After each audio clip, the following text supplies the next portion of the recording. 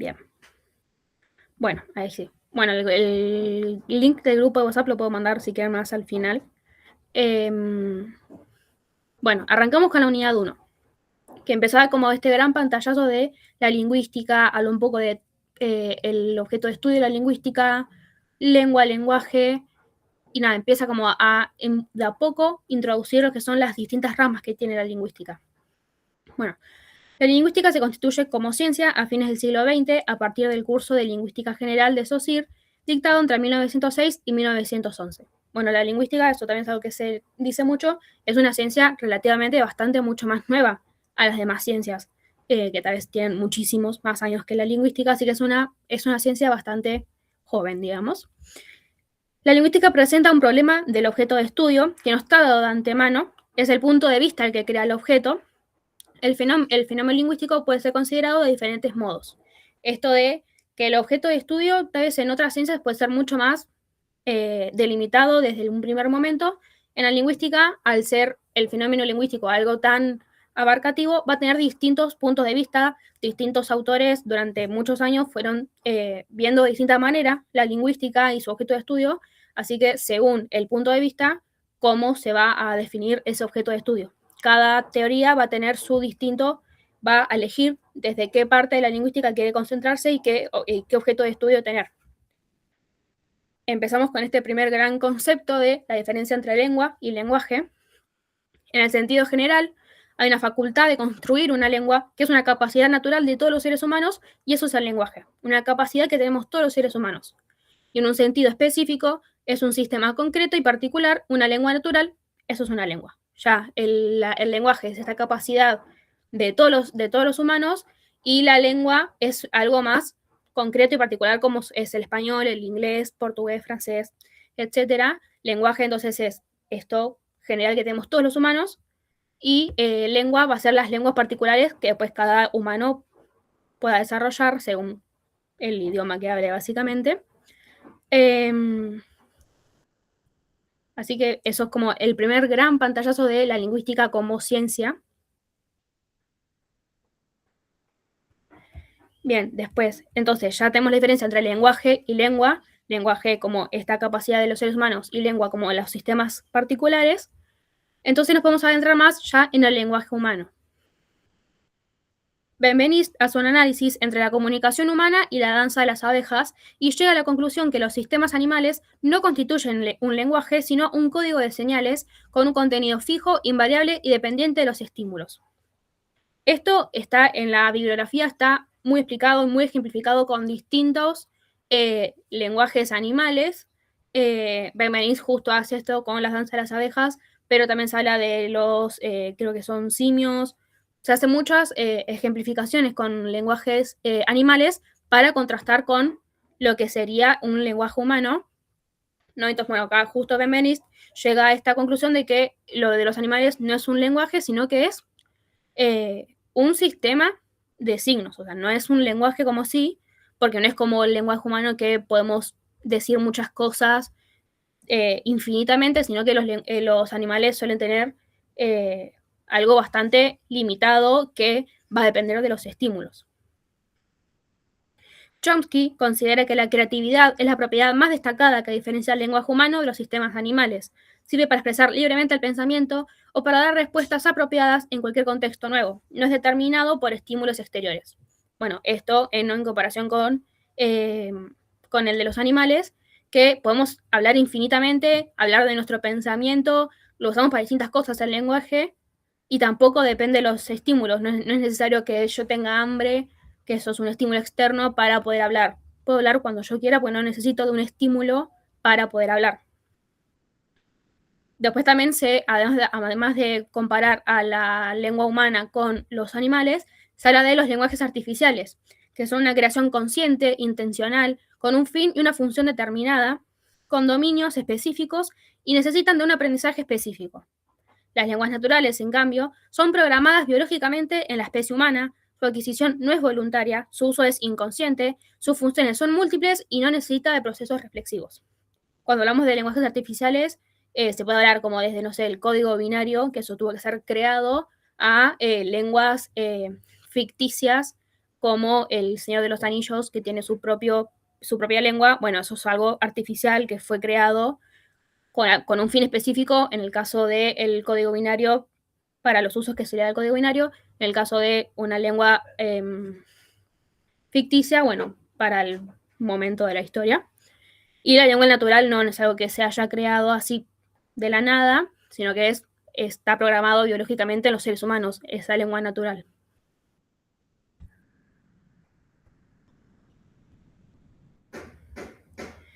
Bien, después, una vez que ya tenemos bien definido cuál es la diferencia entre lengua y lenguaje y saber lo que caracteriza a una lengua natural en comparación con las artificiales o con la de los animales, ya adentrados en la lengua humana, Lyons, que es uno de los autores de la bibliografía, así, bueno, tenemos un montón, o sea, el lenguaje igual es algo muy abarcativo.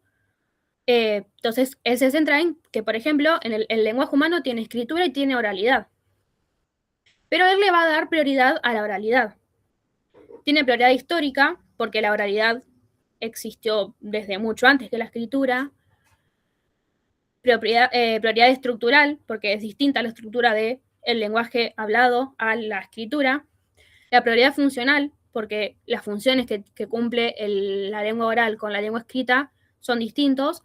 La prioridad biológica, porque los seres humanos sí o sí pueden tener el lenguaje hablado, pero no todos saben escribir, por ejemplo. Y también, también más de los puntos que da para darle prioridad a la oralidad sobre la escritura es también que la escritura es algo que fue creado con una intención, que era el de poder plasmar y poder dejar por escrito las cosas que se decían en la oralidad. Entonces, la oralidad tiene prioridad frente a la escritura, como con estas prioridades que dice Lyons. Y después ya se va a centrar de vuelta en las lenguas naturales, ya también dándole prioridad a la oralidad y distinguiéndola de las lenguas de los animales y de los artificiales, y va a dar distintas propiedades que tienen las lenguas naturales. Transferibilidad, que se puede pasar a otros sistemas, como por ejemplo al braille, que es otro sistema. Reflexibilidad, que la lengua puede hablar sobre sí misma. Entonces yo uso el lenguaje para hablar del lenguaje. Arbitrariedad, porque lo vamos a ver más adelante con signos con significado y significante, pero es arbitrario el hecho de que una palabra signifique lo que significa. Dualidad, bueno, no me quiero centrar en todas las propiedades de las lenguas naturales porque las pueden leer bien detenidamente, así que las voy a nombrar, cualquier cosa igual me preguntan. Dualidad, discreción, productividad, dependencia estructural, movimiento de constituyentes, independencia de los estímulos. Estas son distintas propiedades que tienen las lenguas naturales que, de vuelta, intentan ponerla por sobre lo que son los sistemas de signos de los animales o los lenguajes artificiales. Se va a centrar siempre, desde que nació la lingüística, en darle prioridad a las lenguas naturales, a esta facultad que tenemos los seres humanos, que es único de la especie, porque solo los humanos podemos tener este sistema y esta lengua natural. Así que toda esta primera unidad, toda la bibliografía va a esto, va a querer caracterizar de manera más o menos sistemática, aunque con distintas, como dijimos que va a tener distintos puntos de vista, pero todos intentan esto, darle prioridad a las lenguas naturales, todos especifican que es algo que es único de la especie humana. Después de haber hecho esta distinción entre el lenguaje y lengua natural. Y bueno, esto sería como el primer pantallazo de uno de poder distinguir al lenguaje humano de cualquier otro sistema que exista en el universo e intentar poder caracterizarlo de la mejor manera. ¿Hasta ahí venimos bien?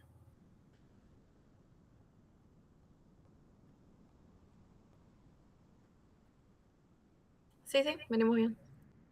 Bien, cualquier cosa, igual si no, eso, están como esas reacciones o en el chat me ponen lo que necesiten. Después, bien. pasamos a la unidad 2, que ya va a centrarse en en uno de los puntos de vista que hay de la lingüística y del lenguaje y la lengua, que va a ser el estructuralismo, que es del siglo XX, y el principal autor sobre el estructuralismo va a ser Saussure. Quiere convertir a la lingüística, Saussure, en una ciencia específica y la ubica en el seno de la semiología, que es la ciencia que estudia los signos. Para delimitar el objeto de estudio, encuentra que hay muchas manifestaciones del lenguaje y presenta una serie de dualidades del fenómeno lingüístico. Entonces va a empezar a hablar de este fenómeno, como que cuando ya empieza a querer poner a la lingüística como una ciencia, es como, bueno, entonces si una ciencia tiene que tener un objeto de estudio, bueno, el lenguaje, muchas cosas se relacionan, muchas ciencias también hablan del lenguaje, porque en la psicología se habla del lenguaje, en la semiología se habla del lenguaje, sociología, antropología, en realidad hay muchas ciencias que toman el lenguaje de distintas maneras.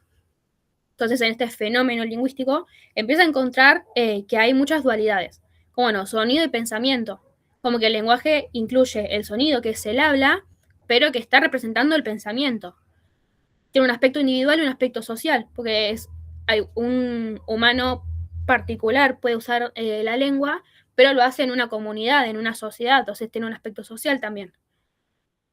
También es un sistema establecido, porque una lengua tiene cierto rango de vocabulario, pero, por ejemplo, tiene todo el tiempo una evolución histórica. El lenguaje vive cambiando, cada lengua tiene sus modificaciones históricas, ninguna lengua se quedó estancada en el tiempo, mayormente todas tienen nuevas palabras o se van eliminando palabras, entre otras cosas.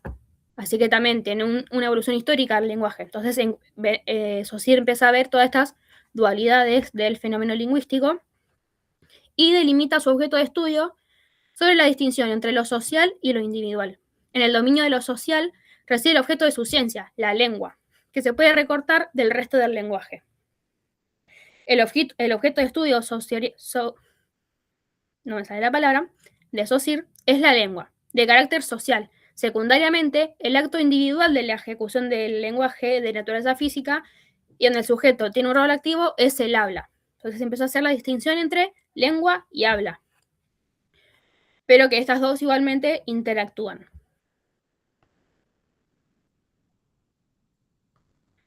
Entonces, Saussure va a decir que el lenguaje está compuesto por la lengua y el habla. La lengua es esto de carácter social y el habla, que es algo más individual. Entonces, el lenguaje es de carácter social e individual a la vez, por lo tanto, heterogéneo, involucra procesos de naturaleza física, psíquica y fisiológica. Entonces, de carácter social, porque la lengua es lo que es social, tiene un carácter social la lengua, individual, porque el habla es algo individual, entonces esas dos cosas componen el lenguaje según Saussure, por lo tanto es heterogéneo, o sea, hay muchas cosas diferentes dentro de lo que es el lenguaje, y tiene distintos procesos de naturaleza física, psíquica y fisiológica, porque bueno, mientras uno va hilando pensamiento, lo hace con el lenguaje, y física y fisiológica porque tiene que articular el sonido cuando habla y las ondas de sonido viajan por el aire, entonces tiene distintos procesos. Para Saussure, es la lengua la que le da unidad al lenguaje por ser su aspecto social. La comunidad le otorga y le impone al sujeto la lengua que utilizará. El hombre recibe su lengua pasivamente. La lengua se trata de un sistema de signos cuya unidad resulta de la unión del sentido y la imagen acústica. Como sus unidades son de carácter psíquico, la lengua es homogénea. Entonces, el lenguaje, que está compuesto por lengua y habla, es heterogéneo, pero la lengua, al ser algo que es social, que la comunidad le impone al hombre qué lengua va a utilizar según Saussure, todo eso es de carácter psíquico. Entonces, dentro del lenguaje que es heterogéneo, la lengua sí es homogénea, porque todo es psíquico y social.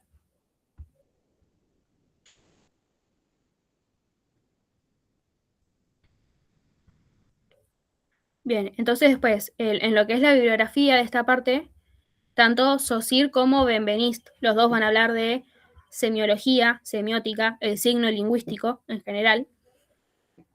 La lengua posee una unidad, el signo lingüístico, donde confluyen significados y huellas de sonidos, concepto e imagen acústica. se vinculan en el cerebro, hay una unión psíquica, se requieren recíprocamente y Saussure los denomina significado y significante. Significado es esto que es el concepto y el significante es la imagen acústica o la huella de sonido. Entonces, el signo está compuesto por estas dos cosas. Tiene un significado y el significante.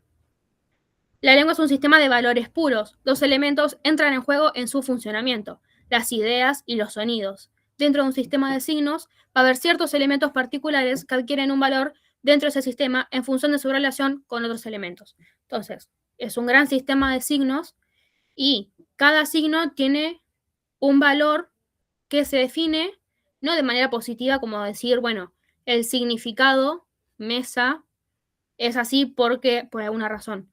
Lo que es la mesa es porque no es una silla, es porque no es un mueble, es porque no es un vaso. Entonces siempre se va a definir de manera negativa. Algo es lo que no es otra cosa. Entonces, una mesa es una mesa porque no es una silla. Va a hablar de este significado negativo. No es que por la positiva, es como si la mesa, porque es tal cosa, porque es un mueble que tiene no. Una mesa, el signo de la mesa, el signo con su significado y significante, se va a definir de manera negativa en el sentido de que se compara con lo que no es con el signo que tenga al lado, o sea, cualquier otra cosa. Entonces, eso es lo que es la teoría del valor del signo. Hasta ahí. ¿Va claro? Estuve yendo medio rápido, pero intenté como detenerme en cada cosa. Si queda alguna duda, podemos volver para atrás, no pasa nada. Bueno, esto también como grandes conceptos que incluye todo lo que es la unidad 2, el estructuralismo con los distintos temas que va tocando, como diferenciación entre lengua y habla, el lenguaje, un sistema de signos, el signo lingüístico. Todo esto son cosas que están presentes y que tienen que estar presentes en lo que es la unidad 2, que es el estructuralismo. Y como dos grandes autores van a estar Saussure y Benveniste, más que nada.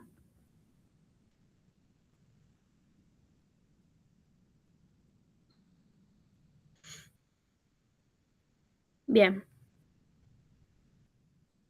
Después pasamos a la unidad 3, que es la biolingüística. Bueno, ignoren que la letra no me dejaba poner los signos de la tilde y los dos puntitos de la U, no me sé por qué no me dejaba, pero bueno, no importa. Entonces, bueno, empezamos con otra mirada sobre este mismo objeto de estudio que es el lenguaje. En este caso, el principal autor va a ser Chomsky. Bien, entonces la biolingüística es una perspectiva que constituiría la parte de la lingüística que estudia una estructura del conocimiento, un estado relativamente estable de la mente, la lengua y. El supuesto básico es que el lenguaje es una capacidad cognitiva producto de la programación genética de la especie y que su desarrollo es posible en interacción con estímulos apropiados. Entonces acá ya empezamos a ver una gran diferencia con el estructuralismo, que decía que la lengua tiene un carácter social, que la sociedad le impone al hombre la lengua que va a usar.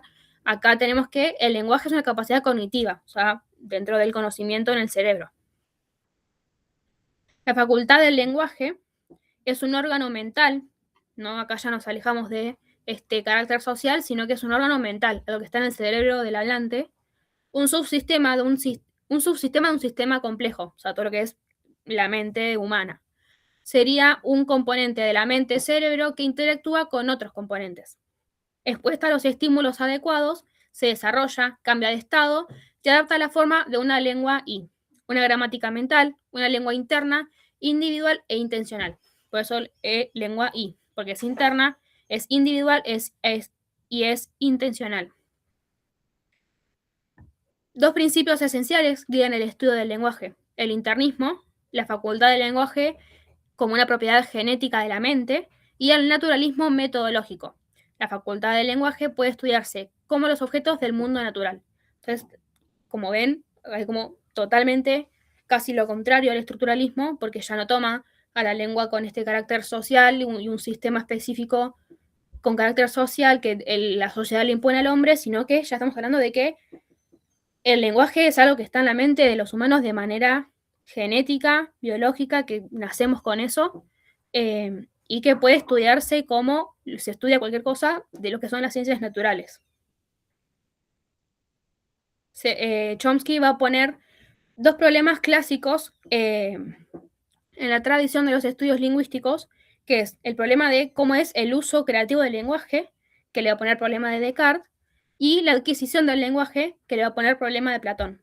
Entonces, ¿no? Como que Chomsky dice que siempre en cualquier rama de la lingüística, siempre las cosas, los dos problemas que nunca pueden llegar a tener respuesta es cómo es el uso del lenguaje humano, esto de que sea tan infinito, ilimitado, que puedo seguir hablando constantemente, y cómo se adquiere el lenguaje, porque el estructuralismo da esta respuesta de, bueno, la lengua es algo social que la sociedad le impone al hombre, pero para Chomsky claramente no es así, sino que es algo que está genéticamente programado en los humanos.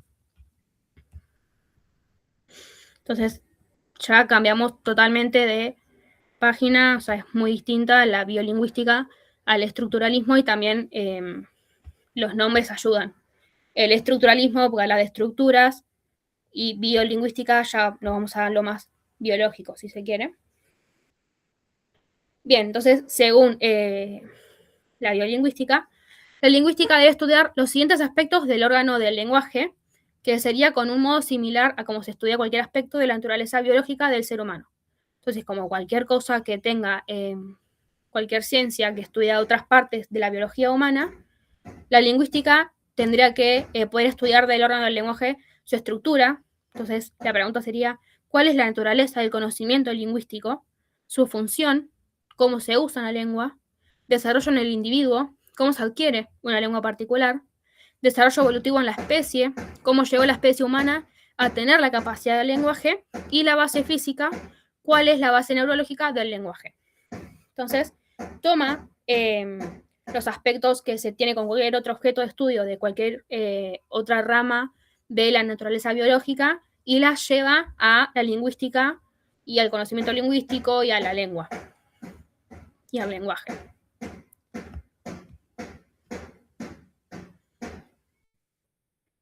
Bien, entonces como conceptos también claves de esta unidad está la gramática universal en el cerebro de un hablante, que es un estado inicial fijo, ¿no? Como que cualquier persona nace con una gramática universal en el cerebro, y que a partir de los datos lingüísticos primarios, es decir, la interacción que tenga un niño con la lengua que sea que se hable, va a poder pasar a tener una lengua ahí, que es un estado estable. Entonces, la gramática universal es como tener esto, como ya todas las reglas, digamos, gramaticales en el cerebro, y esperar a los datos lingüísticos que va obteniendo un niño, va a llegar una lengua ahí. Entonces, en nuestro caso, los datos lingüísticos primarios que teníamos cuando éramos chicos eran en español, así que nuestra lengua ahí va a ser el español, y ahí ya llegaste a un estado estable. De un estado inicial se pasa a un estado estable luego de haber tenido datos lingüísticos primarios, interacción lingüística. También por eso, como por ejemplo, se usa mucho el ejemplo de que los niños pequeños es mucho más fácil que sepan más lenguas, más idiomas al mismo tiempo, porque tienen la gramática universal y según la interacción que tenga, qué lengua o estado estable va a tener después. Por eso también siempre hay muchos videos también como, a mí se me aparecen videos, no sé, de una nena que como que puede ir cambiando muy fácilmente en la mente, pasar del inglés al francés al italiano.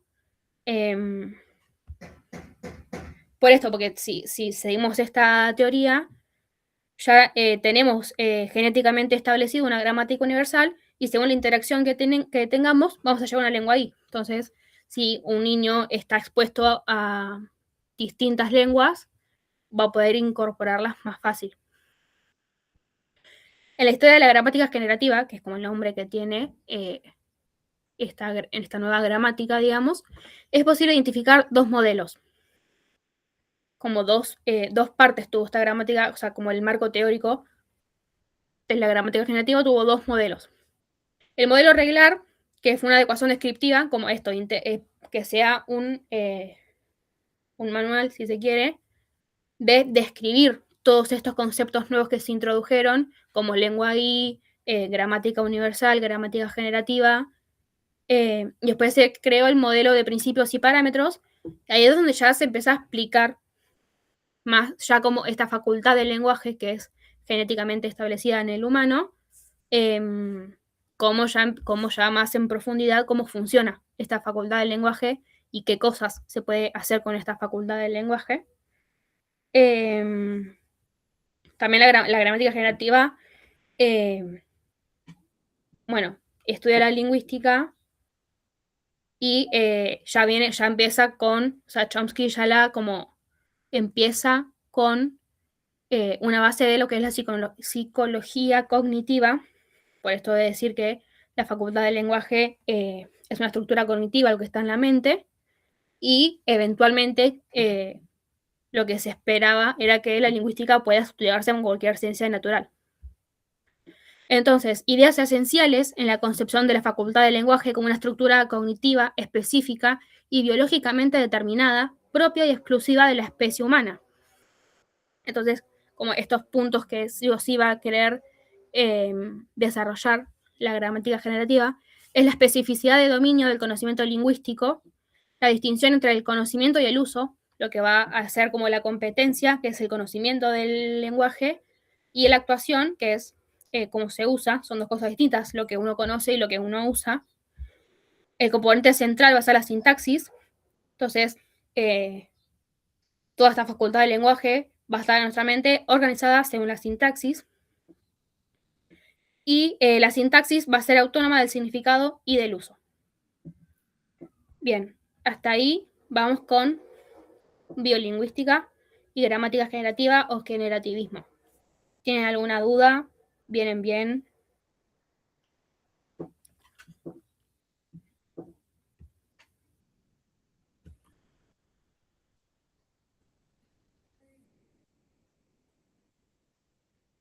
Bueno, bien.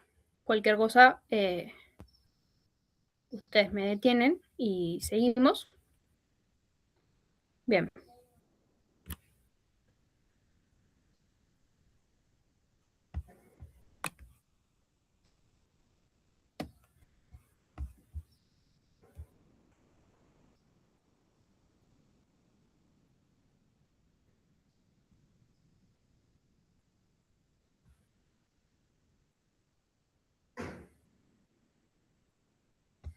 Bien, entonces acá, como dije al principio, pero para los que se sumaron más tarde, este PowerPoint está pensado para lo que sería el final regular, que no incluye la unidad 4, porque es lo que se da en el parcial, que si aprobaste el parcial no vas a rendir en el final.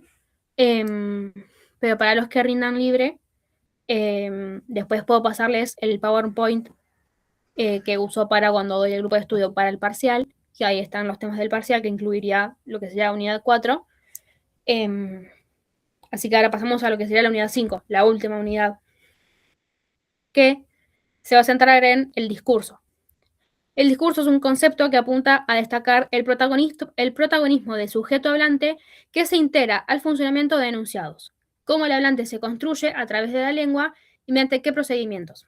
Entonces acá tenemos como un giro lingüístico, ya no se va a hablar ni como en el estructuralismo de la lengua con carácter social o en el generativismo con la lengua como esta facultad del lenguaje, que es algo genético y algo biológicamente de la especie humana, sino que ya se va a centrar más en el hablante, la persona que utiliza la lengua. Ya no se va a centrar en intentar definir qué es el lenguaje o qué es la lengua, sino ya más la lengua en uso, lo que hace el hablante con la lengua. Entonces, una de las principales teorías es la de Benveniste y es la teoría de enunciación, que La enunciación implica utilizar y hacer propio el aparato de la lengua. El discurso puede ser estudiado de 3 formas principales, como la realización vocal de la lengua, como el plano de la significación y como el marco formal de la enunciación.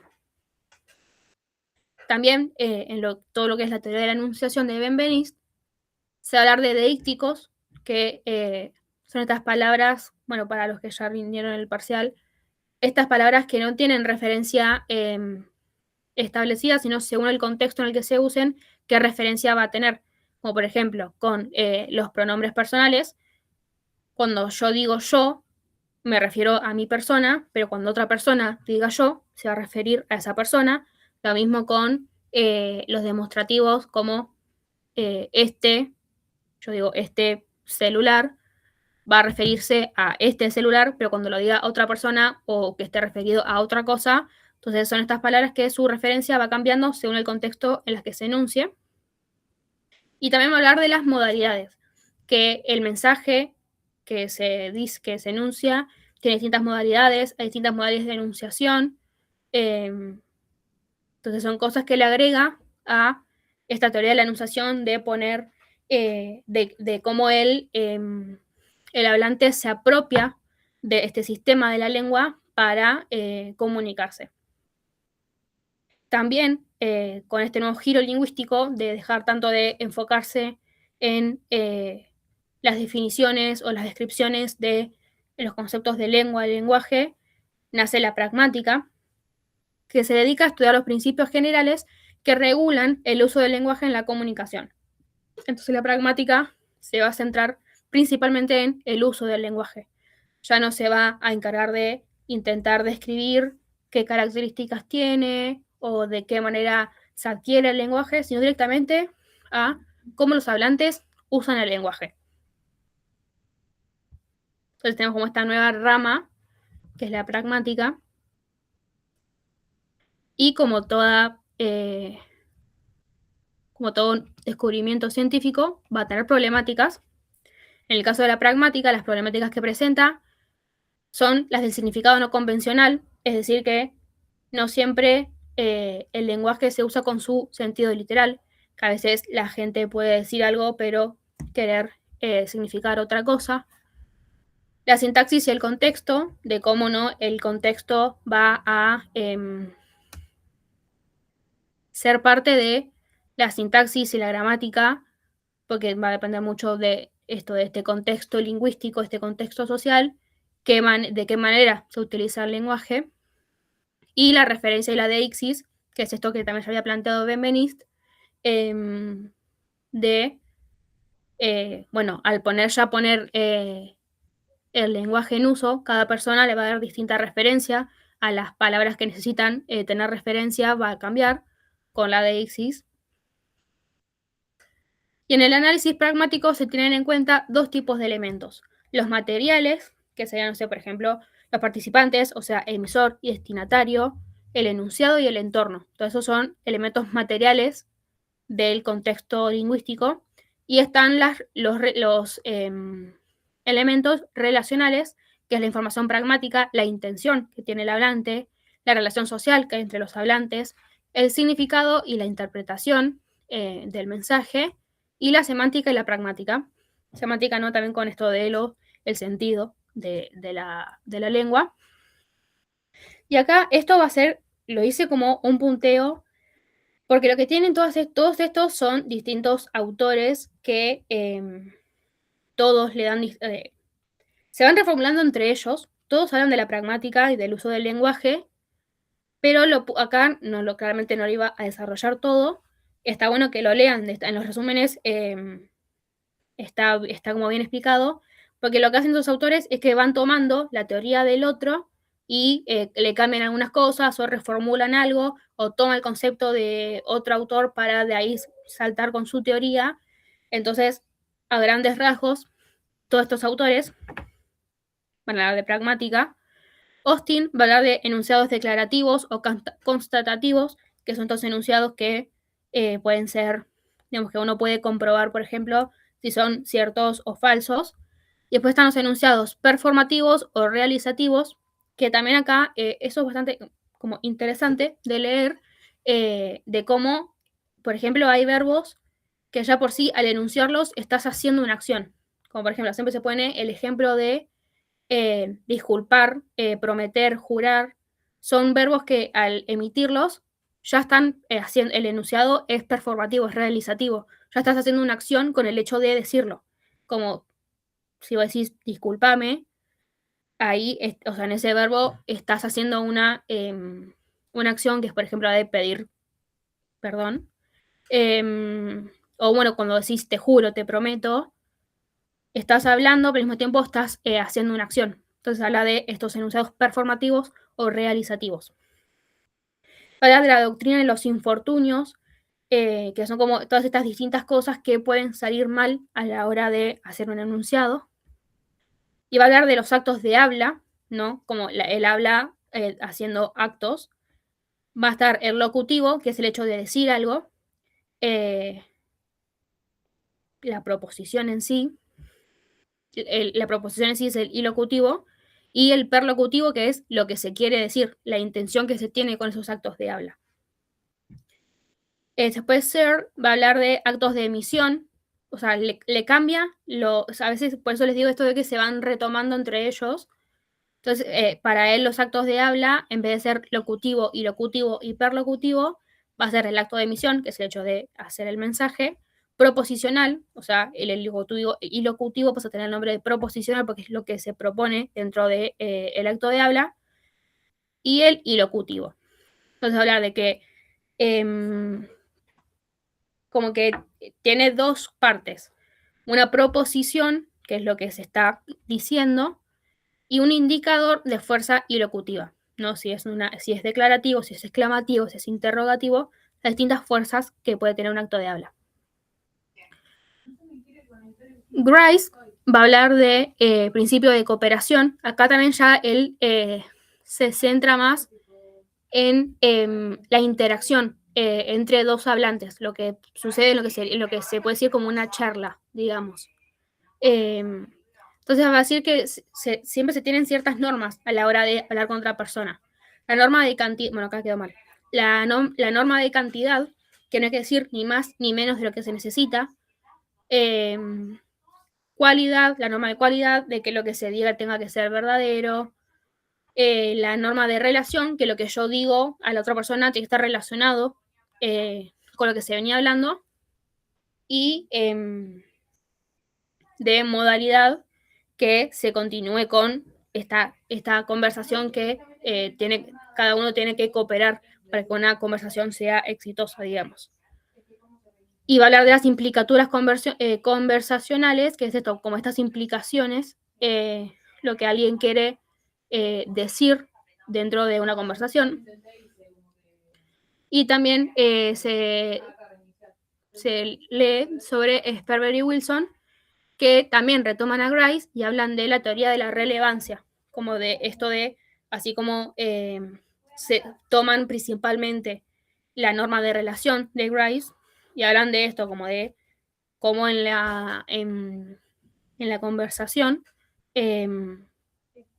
los enunciados tienen que ser relevantes a la situación y no decir, digamos, lo que sería no decir cualquiera, sino que tenga relevancia con el contexto, con lo que se está diciendo. Bien, entonces, hasta ahí estoy agitada.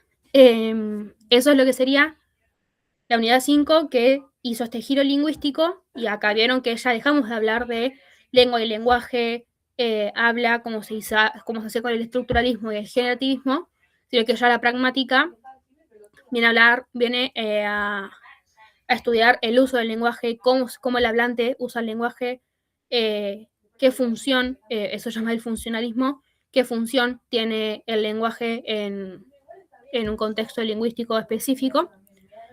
Así que hasta ahí serían los conceptos más generales de la unidad 5, que es este nuevo objeto de estudio, que es el discurso en la lingüística. Entonces, ¿no? Hasta ahí como todo lo que venimos viendo es esto, como cada rama de la lingüística fue poniendo en distintos, por eso como lo que dije al principio, de que la lingüística no tiene el objeto de estudio dado de antemano, sino que va a depender del punto de vista qué objeto de estudio va a tener. Entonces, como fuimos haciendo como todo este camino, que en el estructuralismo se hablaba de el objeto de estudio de la lengua, que el lenguaje, la lengua y el habla componen al lenguaje, se centra en la lengua que tiene un carácter social. Después pasamos al generativismo, que vuelve a tomar a la lengua como objeto de estudio, pero ya de una manera muy distinta, porque va a hablar de esta facultad del lenguaje, que es genética, que es biológica de la especie humana. Y después pasamos a la pragmática, que ya no sé, su objeto de estudio ya es el uso del lenguaje, como que ya le agrega otra cosa más, como que ya, bueno, ya toma, como que ya da como por sentado estas distintas caracterizaciones que se le fueron dando a la lengua y al lenguaje, y ya se va a centrar en como, bueno, ya estamos hablando como, o sea, como que la pragmática es, bueno, ya se hablaron de cosas así como abstractas, bueno, ahora vayamos a lo concreto, al uso del lenguaje, lo que hace verdaderamente el hablante con el lenguaje. Entonces, en general, eso es como lo que el programa de la materia intenta como que se vaya, como que se va encadenando todo y cómo se empieza, bueno, desde de la primera versión de la lingüística y su objeto de estudio con el estructuralismo, cómo se cambia de bando, digamos, lo que sería el generativismo, porque sigue hablando del mismo objeto de estudio, pero con otra perspectiva, y también ya la pragmática, ya también totalmente distinto, porque no habla de estas cosas abstractas, sino que ya va a hablar de el uso del lenguaje que le da el hablante. Entonces, todos estos autores, bueno, y mucho más claramente, ya se van a centrar en la lengua en uso, ya lo que sucede al momento de tener que usarla, no solo cómo se adquiere o qué conocimiento tenemos, sino ya el momento de la actuación, de usarla. Entonces, hasta ahí serían todos los conceptos generales. Ahora, este momento, ustedes pueden preguntar cosas, si necesitan que vuelva alguna diapositiva o algún concepto que no se haya entendido, no sé, les quedó todo claro, necesitan alguna otra explicación. Ya me cansé de hablar también, así que si alguien quiere hablar, mejor.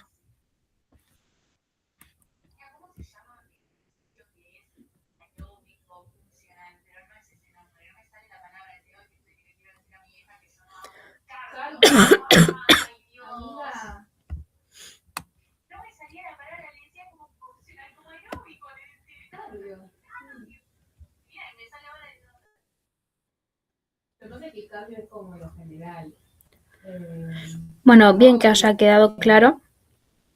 Como siento que fui medio rápido, pero bueno, esto de intentar abarcar todos los conceptos claves de cada unidad. Pero bueno, eso que me habían pedido el grupo, digo, sí, el link del grupo del intensivo de YELK, ahí yo puedo mandar esta presentación que les sirva para tener así como de repasito. Ya hoy temprano mandé el link de la comunidad organizada, que ahí adentro hay resúmenes de YELK que están muy completos. Yo saqué de ahí todo lo que sería esta presentación, que ahí está como mucho más desarrollado todo, ¿no? Claramente. También puedo pasar el PowerPoint que tengo de la unidad 4, o sea, lo que se dan los parciales, o sea, lo que se toma en el parcial. Así que ahí busco el link del grupo y lo pongo acá en el chat. De mientras, no sé si alguien más quiere escribir algo, si le quedó alguna duda, eso, como sáquense las dudas, básicamente, o si tienen dudas sobre la modalidad del final, también yo de mientras voy buscando el link. Sí, a mí me sale, pero no lo hago. No lo hago. No es tan difícil, pero no. Aparte es re de varones ejercicio. No, Mati lo hace, ¿no? Mati lo hace. Ah, qué raro, porque es re de varones. Sí, mi varón. Es que es varón.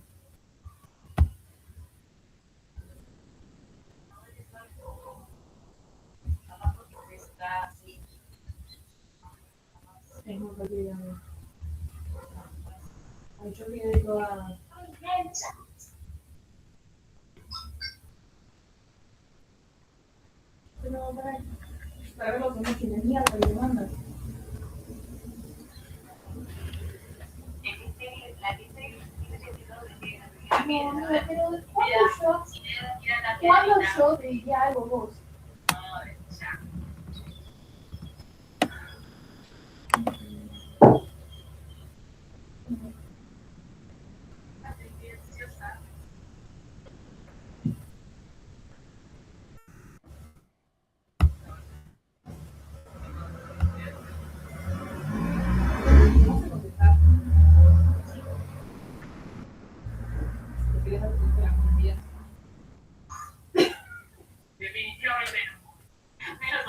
Bien, ahí les mando el link del grupo de WhatsApp para si necesitan el PowerPoint o lo que sea.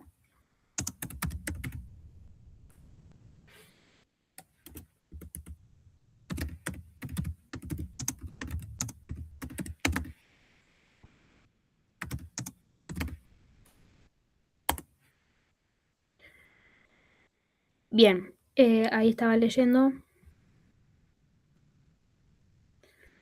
Bien, ¿qué tan específicas o generales pueden llegar a ser las preguntas del final? No son. Ahí yo ahí tengo mi final, así que ahora lo puedo buscar y se los leo. Suelen ser, o sea, no suele ser muy específico en el sentido que lo que lo que buscan en el final es que ustedes, por ejemplo, puedan desarrollar todos los conceptos generales de cierta teoría lingüística. Entonces, por ejemplo, si me esperan, agarro mi final que está ahí y les leo, por ejemplo, lo que me había tocado a mí en su momento.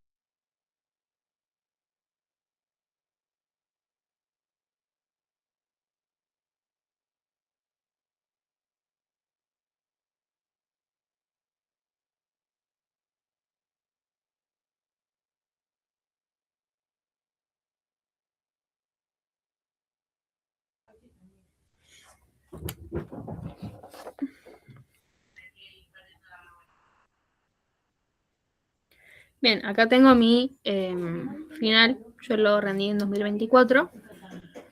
Y bueno, dice, resolver dos de las siguientes consignas, seleccionar una de A y una de B. En todos los casos es necesario fundamentar los conceptos teóricos con ejemplos. Eso es muy importante, como pongan ejemplos. Entonces, A va a tener 1 y 2. A1. Explicar cómo se relacionan las nociones de sistema, relaciones sintagmáticas y asociativas y valor lingüístico en el modelo estructuralista. Ejemplificar.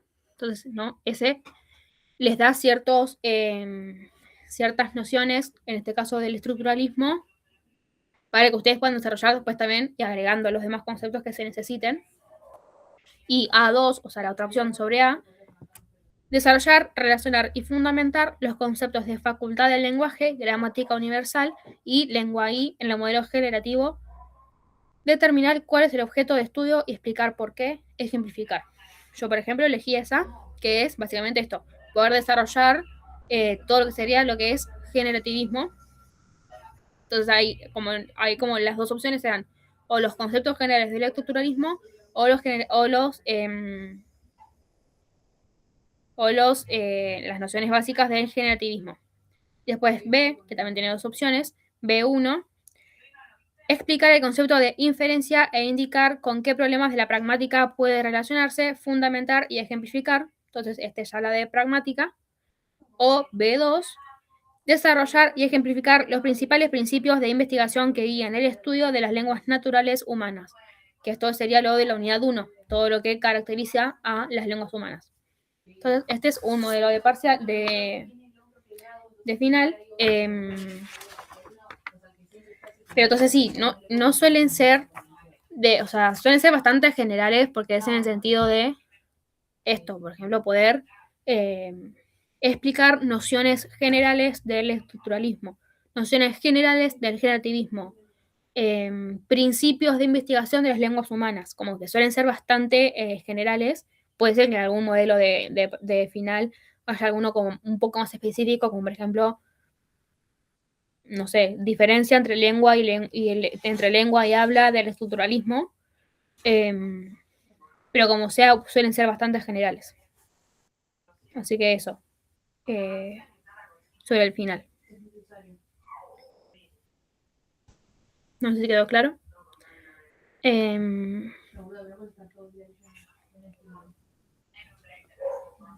Esto también lo puedo mandar al grupo si quieren, para que tengan también como un modelo de final. Así que bueno.